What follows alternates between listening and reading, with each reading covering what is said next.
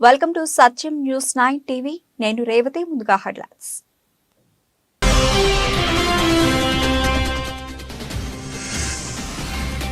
పన్ను హత్యకు అమెరికాలో కుట్ర, మౌనం వీడిన ప్రధాని మోదీ.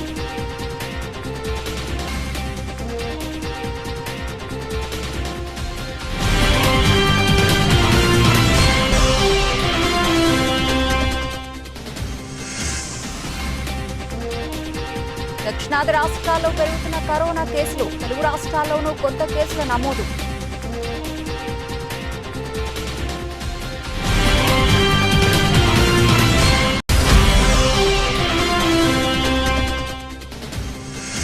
రాష్ట్రంలో విద్యుత్ రంగం పరిస్థితి ఆందోళనకరంగా ఉందన్న తెలంగాణ డిప్యూటీ సీఎం. శ్వేతపత్రం విడుదల చేసిన భట్టి విక్రమార్క.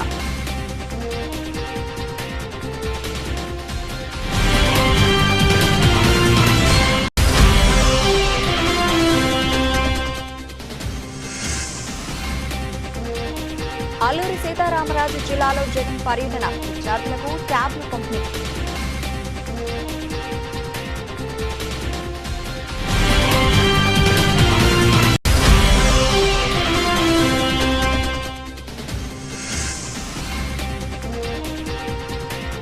సింగరేణి ఎన్నికలకు హైకోర్టు గ్రీన్ సిగ్నల్, ప్రభుత్వ పిటిషన్ను రిజెక్ట్ చేసిన ధర్మాసనం.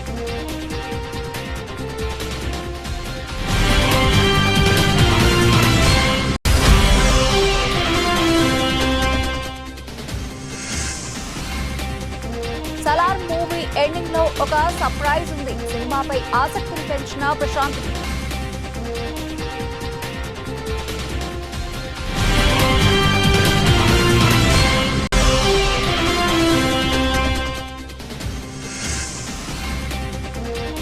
టాప్ ప్లేస్ కోల్పోయిన శుభ్మన్ గిల్, వరుస ర్యాంకులో కోహ్లీ, రోహిత్.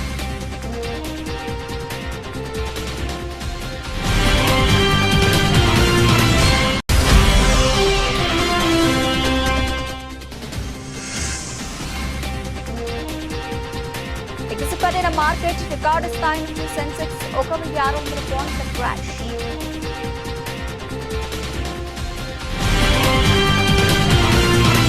రైట్గా డీటెయిల్స్ చూస్తే, అమెరికాలో ఉన్న ఖలిస్తానీ ఉగ్రవాది గుర్పర్వంత్ సింగ్ పన్నును హత్య చేసేందుకు భారతీయుడు కుట్ర పన్నినట్లు ఆరోపణలు ఉన్న విషయం తెలిసిందే. ఈ అంశాన్ని పరిశీలించినట్లు ప్రధాని మోదీ తెలిపారు. కొన్ని ఘటనలు అమెరికా భారత్ మధ్య బంధాన్ని బలహీనపరచలేవన్నారు. పన్నును హత్య చేసేందుకు నిఖిల్ గుప్తాను కిరాయి తీసుకున్నట్లు అమెరికా ప్రాసిక్యూటర్లు ప్రకటించిన తర్వాత తొలిసారి ప్రధాని మోదీ ఆ అంశంపై పెదవి విప్పారు. ఎవరైనా ఏదైనా సమాచారాన్ని అందజేస్తే దాన్ని పరిశీలిస్తామని ప్రధాని మోదీ అన్నారు. తమ దేశానికి చెందిన పౌరులు మంచి చేసినా చెడు చేసినా ఆ అంశాన్ని పరిశీలించేందుకు తాము రెడీగా ఉన్నామని, చట్టానికి తాము కట్టుబడి ఉన్నట్లు ప్రధాని మోదీ వెల్లడించారు. బ్రిటిష్ పత్రిక ఫైనాన్షియల్ టైమ్స్ కు ఇచ్చిన ఇంటర్వ్యూలో ఆయన ఈ విషయాన్ని తెలిపారు. ఈ సంఘటనను ఆధారంగా చేసుకుని రెండు దేశాల మధ్య ద్వైపాక్షిక సంబంధాలను దెబ్బతీయాలనుకోవడం సరికాదు అన్నారు. భారత్కు చెందిన ఓ అధికారి 52 ఏళ్ల నిఖిల్ గుప్తాతో పన్ను హత్యకు ప్లాన్ వేసినట్లు అమెరికా అధికారులు ఆరోపించారు. పన్ను హత్యకు ప్లాన్ చేస్తే అప్పుడు ఇండియాలో నిఖిల్ పై ఉన్న కేసుల్ని ఎత్తివేసేందుకు ఒప్పందం జరిగినట్లు తెలుస్తోంది. పన్ను హత్య కోసం అమెరికాలో నిఖిల్ ఓ గుండాను కిరాయి తీసుకున్నాడు. అయితే ఆ వ్యక్తి అమెరికా అండర్ కవర్ ఏజెంట్ అని తేలింది. ఒకవేళ పన్ను హత్యకు కుట్ర చేసినట్టు ఆరోపణలు రుజువైతే అప్పుడు ఆ వ్యక్తికి 20 ఏళ్ల జైలు శిక్ష పడే అవకాశాలు ఉన్నాయి. దేశంలో ప్రస్తుతం 2669 యాక్టివ్ కేసులు ఉండగా వాటిలో కేరళ, కర్ణాటక, తమిళనాడు, పుదుచ్చేరి, మహారాష్ట్రలో ఎక్కువగా ఉన్నాయి. తెలంగాణలో 5 కొత్త కోవిడ్ కేసులు నమోదయ్యాయి. అలాగే ఆంధ్రప్రదేశ్లో 1 కోవిడ్ కేసు, తమిళనాడులో 12, కర్ణాటకలో 13 కొత్త కేసులు నమోదయ్యాయి. ప్రస్తుతం తెలంగాణలో 14 యాక్టివ్ కేసులు ఉండగా ఏపీలో 1 యాక్టివ్ కేసు ఉంది. JN.1 కొత్త వేరియంట్ నేపథ్యంలో కేంద్రం రాష్ట్రాలను అప్రమత్తం చేసింది. కేసులు నమోదవుతున్న రాష్ట్రాలతో పాటు కేసులు లేని రాష్ట్రాలు కూడా అప్రమత్తంగా ఉండాలని సూచించింది. ఇక కేరళ విషయానికి వస్తే, దేశంలో కేరళ రాష్ట్రంలోనే మహమ్మారి ప్రతాపం కనిపిస్తోంది. కోవిడ్తో కేరళలో 3 చనిపోయారు. కోవిడ్-19 కొత్త వేరియంట్ JN.1 వ్యాప్తి పెరుగుతూ ఉండడం ప్రజలను ఆందోళనకు గురిచేస్తోంది. పలు రాష్ట్రాల్లో రోజురోజుకు కేసుల సంఖ్య పెరుగుతోంది. దీంతో JN.1 వేరియంట్ పై కేంద్ర ప్రభుత్వం అప్రమత్తమైంది. ఇప్పటికే పలు రాష్ట్రాలను అప్రమత్తం చేసింది. అయితే ఈ కోవిడ్-19 కొత్త వేరియంట్ కు సంబంధించి 3 రాష్ట్రాల్లో 21 కేసులు గుర్తించినట్లు బుధవారం కేంద్రం తెలిపింది. అత్యధికంగా గోవాలో 19 కేసులు నమోదు కాగా కేరళ, మహారాష్ట్రలో ఒక్కొక్కటి చొప్పున ఈ కేసులు నమోదైనట్లు వైద్య ఆరోగ్య శాఖ అధికారులు తెలిపారు. కొత్త వేరియంట్ కేసులు పెరగకుండా పరీక్ష కేంద్రాలు పెంచాలని, నిఘా వ్యవస్థలను బలోపేతం చేయాలని రాష్ట్రాలకు కేంద్రం ఇప్పటికే సూచించింది. అసెంబ్లీలో డిప్యూటీ సీఎం భట్టి విక్రమార్క తెలంగాణ రాష్ట్ర విద్యుత్ రంగంపై శ్వేతపత్రం విడుదల చేశారు. నిన్న ఆర్థిక పరిస్థితిపై దద్దరిల్లిన సభ ఈరోజు విద్యుత్ రంగంపై చర్చ చేపట్టింది. దీంట్లో భాగంగా డిప్యూటీ సీఎం భట్టి విక్రమార్క రాష్ట్ర విద్యుత్ రంగంపై శ్వేతపత్రం ప్రవేశపెట్టారు. ఈ సందర్భంగా ఆయన మాట్లాడుతూ రాష్ట్ర ఆర్థిక పురోగతిలోనూ రాష్ట్ర అభివృద్ధిలో విద్యుత్ రంగం కీలక పాత్ర పోషిస్తుందని అన్నారు. పరిశ్రమల అభివృద్ధికి, వ్యవసాయ రంగ పురోగతికి, సేవా రంగం అభివృద్ధికి నమ్మకమైన విద్యుత్ సరఫరాయే వెన్నెముక అని అన్నారు. వైద్య రంగంలోని అత్యవసర సేవలకైనా, రవాణా, సమాచార రంగాల మనుగడకైనా నాణ్యమైన విద్యుత్ సరఫరా చాలా ముఖ్యమని అన్నారు. రాష్ట్రంలోని ప్రజల నాణ్యమైన జీవన శైలిని సూచించేది కూడా విద్యుత్తే. మొత్తంగా చూస్తే ఆర్థిక పరంగా, నిర్వహణ పరంగా విద్యుత్ రంగం పరిపుష్టంగా ఉండడం రాష్ట్ర మనుగడకు చాలా అవసరమన్నారు. తెలంగాణ రాష్ట్రం ఏర్పడే నాటికి టీఎస్ జెన్కోలో స్థాపిత విద్యుత్ ఉత్పత్తి సామర్థ్యం 4365.26 మెగావాట్లు. రాష్ట్రం ఏర్పాటు కంటే చాలా ముందుగానే తెలంగాణలో 2960 మెగావాట్ల విద్యుత్ ఉత్పత్తి కేంద్రాలకు అవసరమైన ప్రణాళికలు, పనులు అప్పటి తమ ప్రభుత్వం ప్రారంభించిందని తెలిపారు. తెలంగాణ రాష్ట్రం ఏర్పడిన తర్వాత ఉత్పత్తి ప్రారంభించిన ఈ కొత్త విద్యుత్ ఉత్పత్తి కేంద్రాలే తరువాతి కాలంలో తెలంగాణలో నాణ్యమైన విద్యుత్ను అందించడంలో కీలక పాత్ర పోషించాయన్నారు. ముఖ్యంగా రాష్ట్ర పునర్వ్యవస్థీకరణ చట్టం రూపకల్పన సమయంలోనే తెలంగాణ విద్యుత్ అవసరాలను దృష్టిలో పెట్టుకుని ఇక్కడి స్థాపిత విద్యుత్ ఉత్పత్తి సామర్థ్యానికి అదనంగా 1800 మెగావాట్ల విద్యుత్ వచ్చే విధంగా కూడా అప్పటి తమ ప్రభుత్వం ప్రత్యేక నిబంధనలు చట్టంలో రూపొందించడం జరిగిందని తెలిపారు. ఒక దశాబ్ద కాలం పాలన చేసినటువంటి గత ప్రభుత్వం తెచ్చుకున్నటువంటి ఈ తెలంగాణ రాష్ట్ర వనరుల్ని, ఆర్థిక వనరుల్ని, సహజ వనరుల్ని, మానవ వనరుల్ని అన్నింటినీ కూడా అనుకున్న లక్ష్యాల దిశలో నడిపించకపోవడం కన్న కలలన్నీ కూడా కళ్ళలుగానే మిగిలిపోయాయి. ఈరోజు ఆర్థిక పరిస్థితిని ఒకసారి చూస్తే చివరికి రోజువారీ ఖర్చులకు కూడా వేస్ అండ్ మీన్స్ ద్వారానో, ఓడి ద్వారానో డబ్బులు తెచ్చుకొని పాలన చేసుకోవాల్సినటువంటి దుస్థితిలో ఈరోజు ఈ రాష్ట్ర పరిస్థితి ఉంది. ఇటువంటి దుస్థితి రావటం నిజంగా తెలంగాణ ప్రజల యొక్క ఆవేదనని, బాధని దురదృష్టంగా నేను భావిస్తా ఉన్నాను. అందుకే ఈ దశాబ్ద కాలంలో జరిగినటువంటి ఆర్థిక అరాచకత్వాన్ని, జరిగినటువంటి తప్పిదాల్ని రాష్ట్ర ప్రజలందరికీ తెలియపరచవలసినటువంటి బాధ్యత, అవసరం. ఈ తెలంగాణ ప్రజల కలలు, ఆశలు, కోరికలు తీర్చాలన్నటువంటి ఆలోచనతో, లక్ష్యంతో తెలంగాణ ఇచ్చినటువంటి కాంగ్రెస్ పార్టీగా మా అందరి ముందు ఉన్నటువంటి బాధ్యతగా మేము భావిస్తా ఉన్నాం. ఏపీ సీఎం జగన్మోహన్ రెడ్డి ఇవాళ అల్లూరి సీతారామరాజు జిల్లా చింతపల్లిలో పర్యటించనున్నారు. ఈ సందర్భంగా బైజూస్ ప్రీలోడెడ్ కంటెంట్ తో కూడిన ట్యాబ్లను ఉచితంగా పంపిణీని జగన్ లాంఛనంగా ప్రారంభించారు. సీఎం జగన్ ఉదయం 10:30 హెలికాప్టర్లో చౌడుపల్లిలోని హెలిప్యాడ్ కు చేరుకుంటారు. అక్కడి నుంచి రోడ్డు మార్గంలో చింతపల్లి వెళతారు. ముందుగా అదే ప్రాంతంలోని గిరిజన సంక్షేమ బాలుర ఆశ్రమ పాఠశాలను సందర్శిస్తారు. విద్యార్థులతో ముచ్చటిస్తారు. అనంతరం 8వ తరగతి విద్యార్థులకు ట్యాబ్లు పంపిణీ చేస్తారు. అక్కడి నుంచి డిగ్రీ కళాశాల మైదానంలోని సభకు సీఎం వెళతారు. సభ ముగిసిన అనంతరం తిరిగి చౌడుపల్లి హెలిప్యాడ్ కు చేరుకుంటారు. అక్కడ కొద్దిసేపు వైసీపీ నేతలతో మాట్లాడతారు. అనంతరం హెలికాప్టర్లో విశాఖ బయలుదేరి వెళతారు.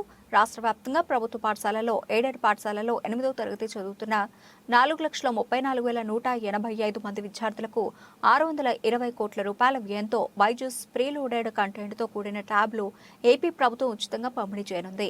వీటి పంపిణీ కార్యక్రమాన్ని గురువారం చింతపల్లిలో సీఎం జగన్మోహన్ రెడ్డి లాంఛనంగా ప్రారంభిస్తారు. దీంతో రాష్ట్ర వ్యాప్తంగా 33,000 మంది విద్యార్థులకు లబ్ధి చేకూరనుంది.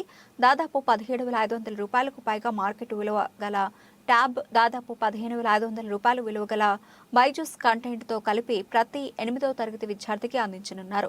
ప్రస్తుతం అందిస్తున్న 4,34,185 ట్యాబ్లతో కలిపి ఇప్పటి వరకు 8వ తరగతి చదువుతున్న విద్యార్థులకు బోధిస్తున్న ఉపాధ్యాయులకు 1,305.74 కోట్ల రూపాయల వ్యయంతో 9,52,925 ట్యాబ్లు అందజేయనున్నట్లు అవుతుంది.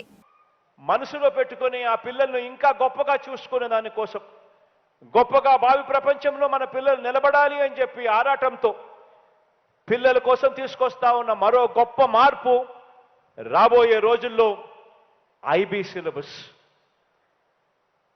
గవర్నమెంట్ స్కూళ్ళలో చదువుతా ఉన్న మన పిల్లలు నేరుగా విదేశీ విద్యా సంస్థల్లో సైతం ప్రవేశం పొందడంతో పాటు ప్రపంచంలో ఎక్కడైనా కూడా సులభంగా వారికి ఉద్యోగ అవకాశాలు కూడా వచ్చేలా సాధించేలా పిల్లల కోసం ఐబీ సిలబస్ ఎంతో తోడ్పడుతుంది.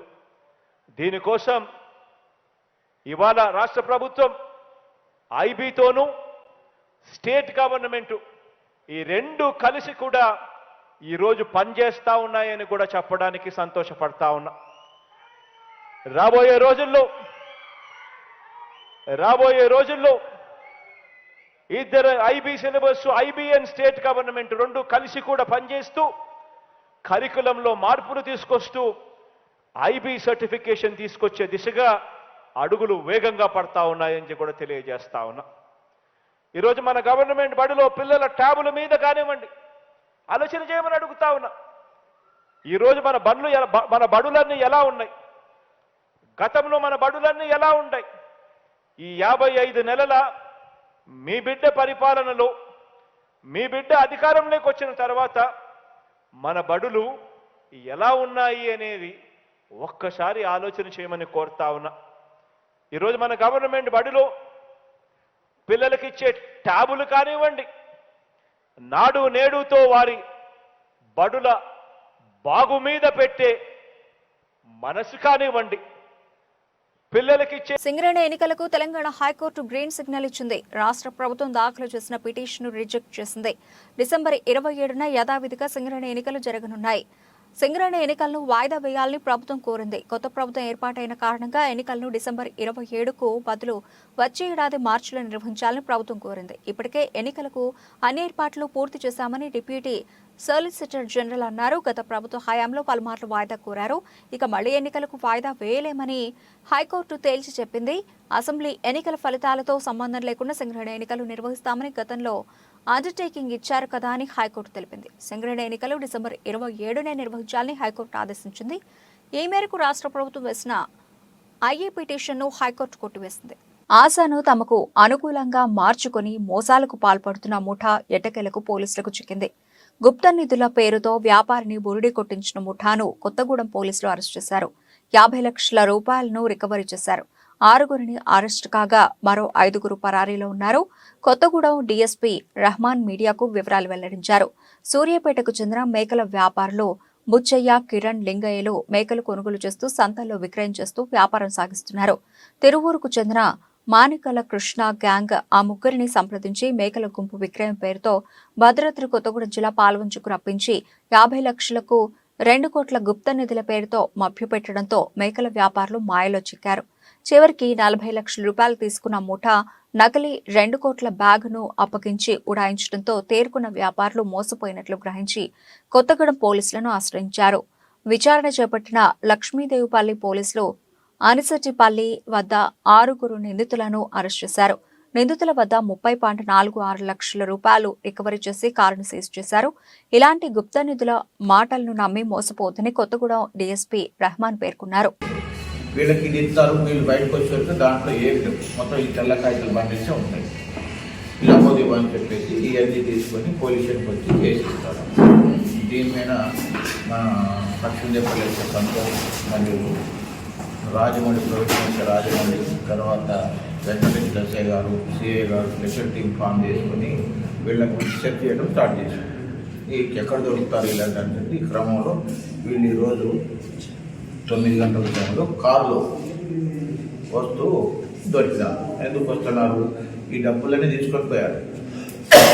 డబ్బులన్నీ తీసుకొని పోయి పంచుకున్నారు. తలాకొది 11 మంది తలాకొది పంచుకున్నారు.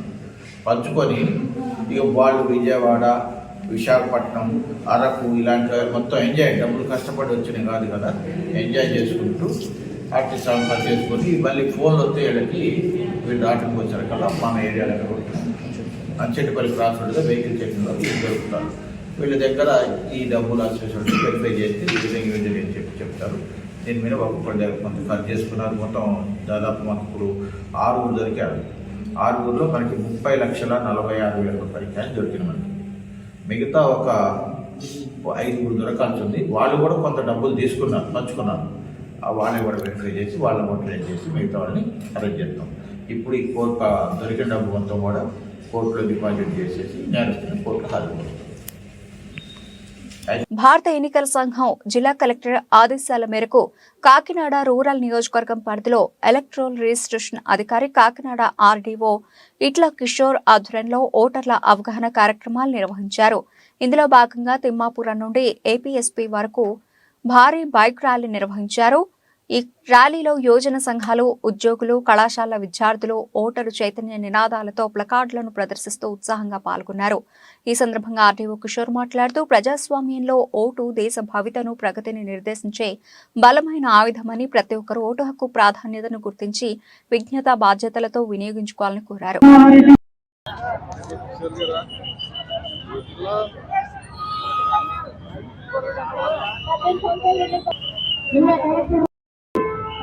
జరుగుతుంది.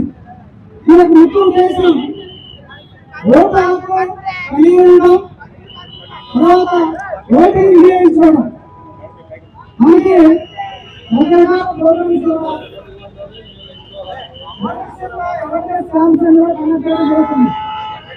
కానీ మన జిల్లాలో ఇంకా యువత జనవరి 2024 నాటికి 18 సంవత్సరాలు మన దేశంలో ఇంకా ఓటర్స్ మనకి కాకపోవడం అనేది చాలా బాధాకరమైన విషయం.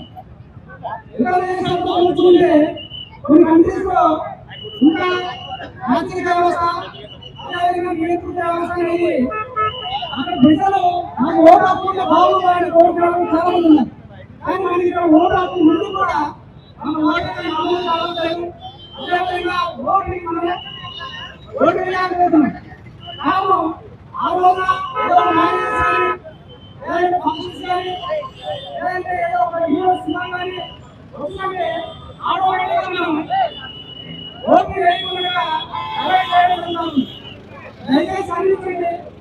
మంత్రాలయ మండల పరిధిలోని దిబ్బనదొడ్డి గ్రామానికి చెందిన బోయపెద్ద హనుమంతు సెప్టెంబర్ నెలలో అప్పుల బాధతో పురుగుల మందు తాగి ఆత్మహత్య చేసుకున్నాడు. స్థానిక ఎమ్మెల్యే వై బాలనాగిరెడ్డి దృష్టికి తీసుకుని వెళ్లడంతో సీఎం కార్యాలయం వారితో మాట్లాడి ఆత్మహత్య చేసుకున్న రైతు కుటుంబానికి నామినీ శాంతమ్మకు 7 లక్షల రూపాయలు మంజూరు చేయించారు. 7 లక్షల రూపాయల మెగా చెక్కును బుధవారం మండల పరిధిలోని రాంపురం గ్రామంలో ఎమ్మెల్యే వై బాలనాగిరెడ్డి చేతుల మీదుగా అందజేశారు. ఈ కార్యక్రమంలో వైఎస్ఆర్సీపీ మండల ఇన్ఛార్జి విశ్వనాథ్ రెడ్డి, ఏవో జీరా గణేష్, అధికారులు, రైతులు తదితరులు ఉన్నారు. హనుమకొండ జిల్లా కమలాపూర్ మండల కేంద్రంలో హుజురాబాద్ ఎమ్మెల్యే పాడి కౌశిక్ రెడ్డి 39వ జన్మదిన వేడుకలను పార్టీ శ్రేణులు ఘనంగా నిర్వహించారు. స్థానిక బస్టాండ్ కూడలి వద్ద ఏర్పాటు చేసిన బర్త్డే వేడుకల్లో ఎమ్మెల్యే కౌశిక్ రెడ్డి జన్మదిన కేక్ ను కట్ చేసి సంబరాలు నిర్వహించారు. ఈ కార్యక్రమంలో సర్పంచ్ల ఫోరం మండల అధ్యక్షులు పెంట్యాల రవీందర్ రెడ్డి, సర్పంచ్లు లడే గోపాల్, కట్కూరి విజయరెడ్డి, ఎంపీటీసీ భాస్కర్ రావు, పార్టీ నియోజకవర్గ సీనియర్ నాయకులు ఎర్రం ఇంద్రసేనారెడ్డి, తక్కలపల్లి సత్యనారాయణరావు, తడక శ్రీకాంత్ పాల్గొన్నారు. 39వ జన్మదినం సందర్భంగా వారికి జన్మదిన శుభాకాంక్షలు తెలియజేస్తూ కమలాపురం టౌన్లో ఈ కేక్ కట్ చేయడం జరిగింది. హైదరాబాద్ కొత్తగా ఎన్నికైన శాసనసభ్యుడు నుండు నూరేళ్లు వర్ధిల్లాలని, ఒక 30 సంవత్సరాల పాటు ఈ హైదరాబాద్ నియోజకవర్గానికి సేవ చేసే భాగ్యం ఆ దేవుడు ప్రసాదించాలని కోరుకుంటున్నాను. అధిరోహించి ఈ వదిరాజు నియోజకవర్గంలో అభివృద్ధి పదంలో దూసుకెళ్లేలా తీసుకుపోవాలని భగవంతుని ప్రార్థిస్తూ కోరుకుంటున్నాను. ప్రతి ఒక్క విద్యార్థి ప్రభుత్వం అందిస్తున్న బైజూస్ ట్యాబ్లను సద్వినియోగం చేసుకోవాలని చిత్తూరు ఎమ్మెల్యే ఆర్ఎన్ శ్రీనివాసులు తెలిపారు. గురువారం మధ్యాహ్నం గిరింపేట నగర పాలకోన్నత పాఠశాల విద్యార్థులకు సీఎం జగన్ జన్మదినాన్ని పురస్కరించుకుని బైజూస్ ట్యాబ్లను పంపిణీ చేశారు. ఈ సందర్భంగా ఆయన మాట్లాడుతూ గత ఏడాది జిల్లాలో 18,130 పిల్లలకు 3,357 మంది ఉపాధ్యాయులకు మొత్తం 21,487 మందికి బైజూస్ ట్యాబ్లను పంపిణీ చేయడం జరిగిందన్నారు. ఏడాది మొత్తం 448 పాఠశాలల్లోని 17,355 మంది విద్యార్థులకు 57 కోట్ల రూపాయల విలువ చేసే ట్యాబ్లను పంపిణీ చేస్తున్నామన్నారు. ఇందులో భాగంగా మొదటి విడతలో 5,262 మంది 8వ తరగతి చదువుతున్న విద్యార్థులకు పంపిణీ చేస్తున్నామన్నారు. వేదికపై మన రాష్ట్ర పిల్లలు కూడా సత్తా చాటాలన్నా మన ముఖ్యమంత్రి జగనన్న కోరిక మేరకు ఈరోజు బైజూస్ ప్రీ లోడెడ్ కంటెంట్ గల ట్యాబ్లను ప్రభుత్వ పాఠశాలలో చదువుతున్న 8వ తరగతి విద్యార్థులకు ఉచితంగా పంపిణీ చేయడం, అదేవిధంగా ఉపాధ్యాయులు కూడా పంపిణీ చేయడం ఈ కార్యక్రమం. ఇది 2వ విడత. మొట్టమొదటి విడతలో మన చిత్తూరు జిల్లాలో కూడా 8వ తరగతి చదివే పిల్లలకు 18,130, ఉపాధ్యాయులకు 3,357, మొత్తం కలిపి 21,487 మన జిల్లా వరకు కూడా ట్యాబ్లు కంటెంట్తో పాటు పంపిణీ చేయడమైంది. ఈ ఆర్థిక సంవత్సరం 23-24 గాను చిత్తూరు జిల్లాలో 448 పాఠశాలల్లో చదువుతున్న 17,335 మంది పిల్లలకు దాదాపు ఈ ట్యాబుల విలువ 57,27,15,000 విలువ గల ట్యాబులు అందజేయించున్నారు. ప్రశాంత్ నీల్ దర్శకత్వంలో ప్రభాస్ హీరోగా, పృథ్వీరాజ్, సుకుమారన్, జగపతి బాబు విలన్స్ గా కనిపిస్తూ రూపొందించిన చిత్రం సలార్. శృతి హాసన్ హీరోయిన్ గా నటిస్తూ ఉన్న ఈ చిత్రం 2 భాగాలుగా తెరకెక్కుతోంది. పార్ట్ 1 డిసెంబర్ 22న గ్రాండ్ గా రిలీజ్ కాబోతోంది. ఇక ఈ చిత్రం అనౌన్స్ చేసిన దగ్గర నుంచి ఈ మూవీపై ఆడియన్స్ ఎంతో క్యూరియాసిటీతో ఉన్నారు. ఈ సినిమాకి కేజీఎఫ్ కి కనెక్షన్ ఉంటుందా? యష్ ఈ సినిమాలో కనిపించబోతున్నారా? ఇలా పలు ప్రశ్నలు ఆడియన్స్ నుంచి వినిపిస్తున్నాయి. తాజాగా ఇవే ప్రశ్నలకు రాజమౌళి ప్రశాంత్ నీల్ని ప్రశ్నించారు. సలార్ టీంతో రాజమౌళి చేసిన ప్రత్యేక ఇంటర్వ్యూలో జక్కన్న మాట్లాడుతూ కేజీఎఫ్ కి సలార్ కి కనెక్షన్ ఉందా అని ప్రశ్నించారు. దానికి ప్రశాంత్ నీల్ బదులిస్తూ ఎటువంటి కనెక్షన్ లేదు. కేజీఎఫ్ 1980s టైంలో జరుగుతోంది, సలార్ ప్రజెంట్ లో జరుగుతోంది. ఆ 2 యూనివర్స్లని కలపడం కూడా నా వల్ల కాదు, అలాంటి ధైర్యం కూడా చేయలేదు అంటూ చెప్పుకొచ్చారు. ఇక ఇదే ఇంటర్వ్యూలో రాజమౌళి ఆడియన్స్ తెలియకుండా ఏమన్నా దాచి ఉంచారా అని ప్రశ్నించగా ప్రశాంత్ నీల్ బదులిస్తూ మూవీ ఎండింగ్ లో ఓ సర్ప్రైజ్ ఉంటుంది. సెకండ్ పార్ట్ హైప్ ని క్రియేట్ చేయడానికి, సెకండ్ పార్ట్ చూడడానికి ఆడియన్స్ ని థియేటర్స్ కి తీసుకువచ్చేలా ఆ సర్ప్రైజ్ ఉంటుంది అంటూ చెప్పుకొచ్చారు. మరి ఆ ఎండింగ్ సన్నివేశంలో ఏముండబోతోంది? ఎవరన్నా గెస్ట్ అపీరెన్స్ ఉండబోతోందా? వేచి చూడాలి. ఐసీసీ వన్డే ర్యాంకుల్లో టీమిండియా యువ batter Shubman Gill top place కోల్పోయాడు. పాకిస్తాన్ కెప్టెన్ బాబర్ ఆజం తిరిగి నెంబర్ 1 స్థానాన్ని కైవసం చేసుకున్నాడు. ఐసీసీ తాజాగా విడుదల చేసిన ర్యాంకుల ప్రకారం గిల్ సెకండ్ ప్లేస్ లో నిలిచాడు. విరాట్ కోహ్లీ, రోహిత్ శర్మ వరుసగా 3-4 ర్యాంకుల్లో ఉన్నారు. డేవిడ్ వార్నర్, డారెల్ మిచెల్ తర్వాతి స్థానాల్లో నిలిచారు. బౌలర్ల విభాగంలో South Africa bowler Keshav Maharaj number 1 ర్యాంకులో కొనసాగుతున్నాడు. Hazlewood, Mohammed Shami, Adam Zampa, Bumrah top 5లో ఉన్నారు. Bangladesh cricketer Shakib Al Hasan number 1 allrounder గా కొనసాగుతున్నాడు. 20 ర్యాంకులో సూర్యకుమార్ యాదవ్ నంబర్ 1 బ్యాటర్ గా కొనసాగుతున్నాడు. 887 రేటింగ్ పాయింట్లు సూర్య ఖాతాలో ఉన్నాయి. Mohammad Rizwan, Aiden Markram, Babar Azam, Rilee Rossouw తర్వాతి ర్యాంకులో ఉన్నారు. బౌలర్లలో ఆదిల్ రషీద్ 1, రషీద్ ఖాన్ 2, రవి బిష్ణోయ్ 3, అలాగే వనిందు హాసరంగా 4, మహేష్ తీక్షణ 5 ర్యాంకుల్లో నిలిచారు. T20 ర్యాంకుల్లోనూ Shakib Al Hasan top allrounder గా ఉన్నాడు. హార్దిక్ పాండ్యా 4వ ర్యాంకులో కంటిన్యూ అవుతున్నాడు. కొద్ది రోజులుగా జరిగిన భారీ ర్యాలీలో ఆర్జించిన లాభాల్ని నగదుగా మార్చుకునేందుకు ఒక్కసారిగా ఇన్వెస్టర్లు ఎగబడ్డంతో బుధవారం మార్కెట్ హఠాత్ పతనాన్ని చవిచూసింది. ట్రేడింగ్ ప్రారంభంలో భారీగా పెరిగిన స్టాక్ సూచీలు మధ్యాహ్న సెషన్ తర్వాత వెనకంజు వేసి చివరి గంటలో నిలువున పడిపోయాయి.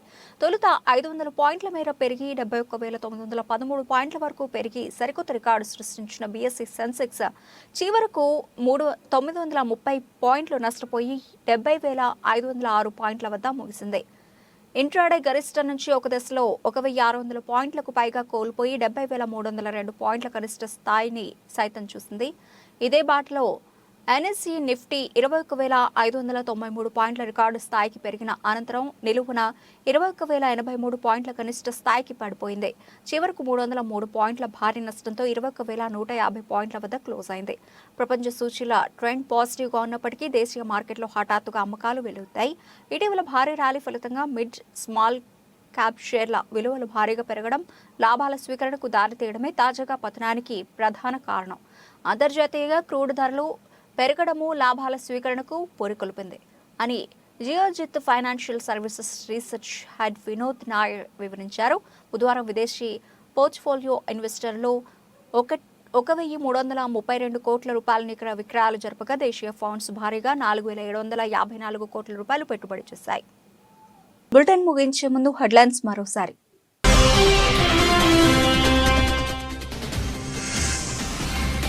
పన్ను హత్యకు అమెరికాలో కుట్ర, మౌనం వీడిన ప్రధాని మోదీ.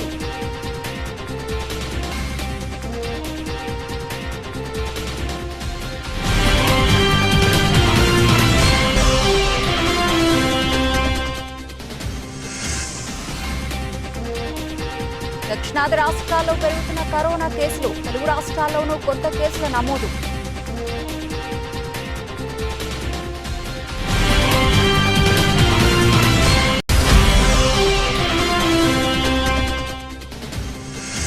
రాష్ట్రంలో విద్యుత్ రంగం పరిస్థితి ఆందోళనకరంగా ఉందన్న తెలంగాణ డిప్యూటీ సీఎం. శ్వేతపత్రం విడుదల చేసిన భట్టి విక్రమార్క.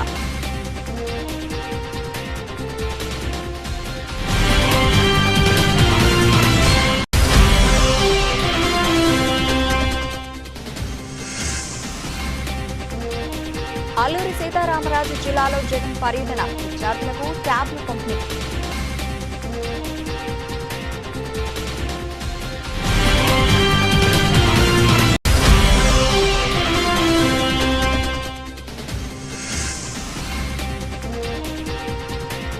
సింగరేణి ఎన్నికలకు హైకోర్టు గ్రీన్ సిగ్నల్, ప్రభుత్వ పిటిషన్ను రిజెక్ట్ చేసిన ధర్మాసనం.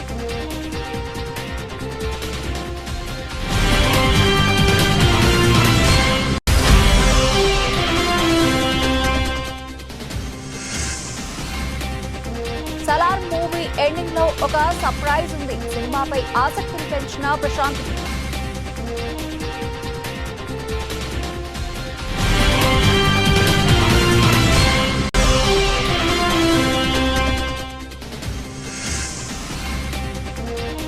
టాప్ ప్లేస్ కోల్పోయిన శుభ్మన్ గిల్, వరుస ర్యాంకుల్లో కోహ్లీ, రోహిత్.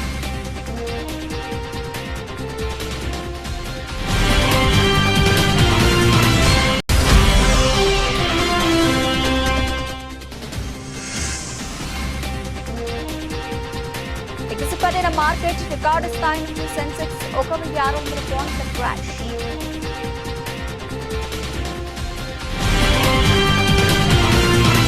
ఇవి ఇప్పటివరకు నబల్చిన అప్డేట్స్. మరిన్ని అప్డేట్స్ తో మళ్ళీ కలుద్దాం. అంతవరకు సెలవు, నమస్తే.